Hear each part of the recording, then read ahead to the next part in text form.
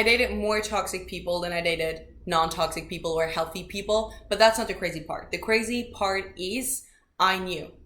I knew that this person wasn't good for me. I knew that the relationship was unhealthy. I knew it was bringing out the mess in me, but I still chose to be with them. I chose to stay. And it wasn't like, oh, this just happened to me. It was more like I had to have them. I wanted to be with this person so bad, even though I logically knew they weren't serving me.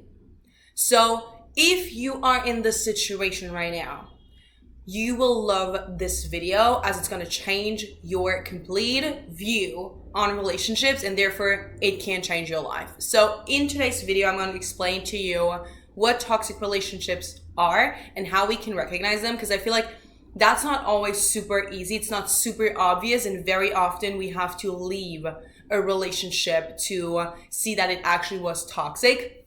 I'm also going to present to you the consequences of you staying in those relationships and you being with toxic people. Because again, we feel like, oh yeah, they're not good for me, but also it's not that bad if I stay because I love them. And you'll see that there are tons of problems that you cannot settle for. You cannot accept them anymore. Then I'm going to explain the psychology behind why we actually attract and choose these people. Like why we accept to settle and be with them even though we know we shouldn't. And then last but not least, I'm going to show you what you need to do to break free from this pattern. Because let's be real, it happened to you once, it's happening to you again. And if you are like me, it happened to you a million times before. So today, let's start with chapter 1, toxic relationships. What are they? How can I know that I am in a toxic relationship? And I feel like the number one sign is really just that you cannot be your real, authentic you.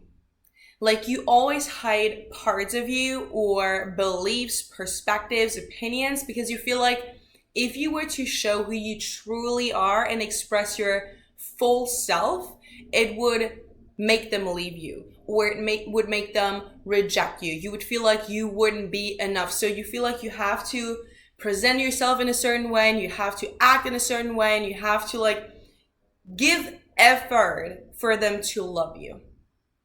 And honestly, I've been in this situation many times before where I felt like, oh, this person loves me, but then I watered myself down. I overcompromised my needs, and I always felt like it was okay for me to not get all my needs met, because we humans, we need to compromise. That's what relationships are about. And while they do, like that's true, yes, when you are in a situation where you feel like if this person would see me breaking down, having a full mental breakdown, they would leave me and they would be in shock because they wouldn't recognize who I really am, then there's a huge problem. So with that comes the consequences of toxic relationships, right? Which are really just that since you can't be the real you, and since you're always focused on how you can make them love you more, you're neglecting your wants, your dreams, your visions. Very often we have a hard time in relationships. And when I say a hard time, I'm talking about things that should be very easy but are not. Like for me, when I was in my first relationship ever, our biggest issue was really just to manage everyday life. Because every fucking day we would have problems. We would fight. So while I had this vision and this dream of eventually becoming a mother, having my own family, marriage, all these things, I sabotaged my own wishes because I was with a person who I couldn't even live with. We couldn't even manage day-to-day life. So I was sacrificing all these things to stay with a person who would never give me what I truly wanted. And the same goes for career.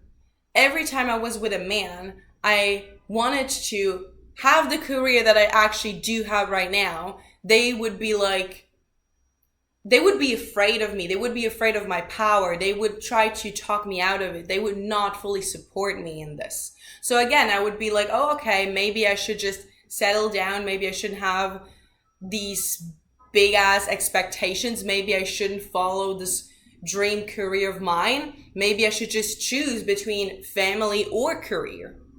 And that's really where your love life becomes an additional problem to your life.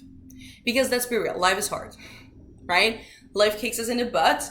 And when your relationship becomes an additional problem to your problematic life, you're doomed. You're definitely in a toxic relationship, and now you're having problems that you wouldn't have if you were single or with a healthy partner. Next is the limiting beliefs that get strengthened. So you always, and we all do this, right? You settle for the love that you think you deserve. So when you see in your everyday life a love that is not treating you right, a person who's not fully supporting you, a person who can fully see you or hear you, understand you, you think that this is all there is. This is what you signed up for. This is your life. This is just reality, and there's nothing that you can do about it. And this is the worst mistake you can ever make. This is a limiting belief. You settle because you believe that this is all you can get. But there's so much more outside of this relationship that you cannot see right now. And with that, we also normalize toxic relationships, which doesn't sound that bad at first. But when we think about it, and when we think about our future and maybe our future children, or if you have children already, you're normalizing these toxic relationships for them too. It's not just that you're like, oh, okay, maybe I don't have the best relationship. Maybe I don't have this couple goal aesthetic. I don't have this fake Instagram relationship. And you try to make it sound better in your head. But what you're really doing is you're settling for less than you deserve. And you're teaching your kids that this is normal, that this is okay. Having a partner who doesn't fully love you and support you is okay. Having a father figure who's not super present, who can show his emotions, who can show affection to his kids is normal. That's what you're doing by choosing toxic people. And the last consequence is really just that this is a repetitive cycle. Because again, this is not your first rodeo. I know I had a lot of rodeos in my life, and it just keeps happening to you because again, it's not about luck. It's not that you're unlucky. It's not that others have it easier. There are reasons. So let me show you what these reasons are, because when we talk to people who have never been in really toxic relationships, they can't understand us, right? Maybe you've reached a point with your friends where they're like, just leave him. What are you doing? It's that easy. Move on. And I get it, because if it would be that easy, you would do it. And I got this friendly advice a million times in my life where people were just like, well, fuck it, move on, leave him. It's that easy. You don't have to stay. And if it would have been that easy, I would have done it. Mary Lou, thank you so much. But it wasn't, because there are reasons that keep you in this repetitive cycle. And reason number one is familiarity. The reason why you date toxic people is because it's familiar. You've probably had a toxic childhood, toxic family household, toxic family members. So again, you are used to having parents who maybe weren't super supportive of each other, having a dad who wasn't there, having a conflictive situation at home. You are used to that. This is what your parents have modeled for you. This is the love that you grew up with. Love, right? The other reason is this then becomes an unconscious, repetitive pattern inside your mind. So there's this saying that I love that says, those who have not learned from their history are doomed to repeat it.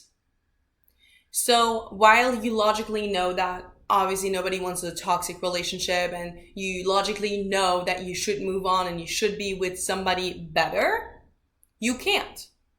Because for your subconscious mind, it's linked to these unhealed and unresolved traumas from your past.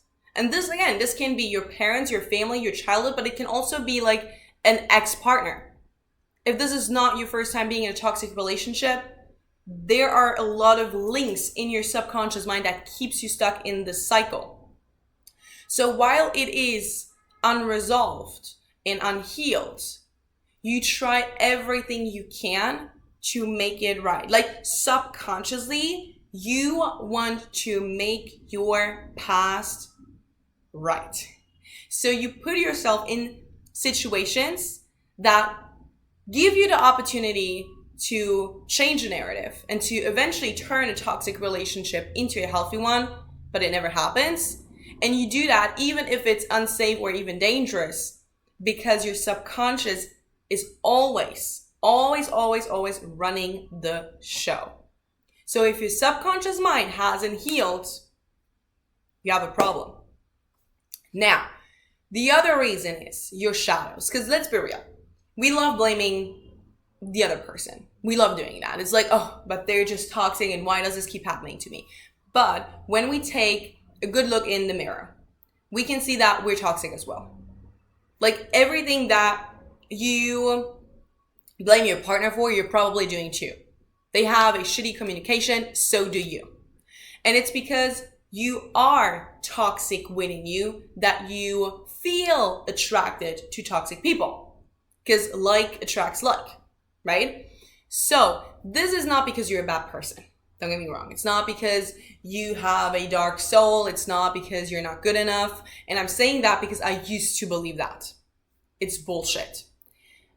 You resonate with someone else's dark side because you were used to being in toxic relationships and you were used to seeing people modeling toxic dynamics to you. You had to find ways to survive in these connections. Because if you grew up in a traumatizing household, you had to find ways to survive. Eventually, your coping mechanisms and your survival mode has become such a big part of your life that now that is just the way you live. It's not just about survival anymore. It's the way you're living now. So you find fun in it. You find excitement in it, right? You adapt to someone else's toxic ways because you got your own.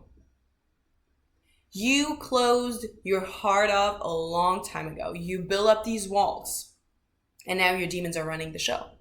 Because while you think that you're protecting yourself from outside harm, you're just imprisoning yourself inside of your own pain.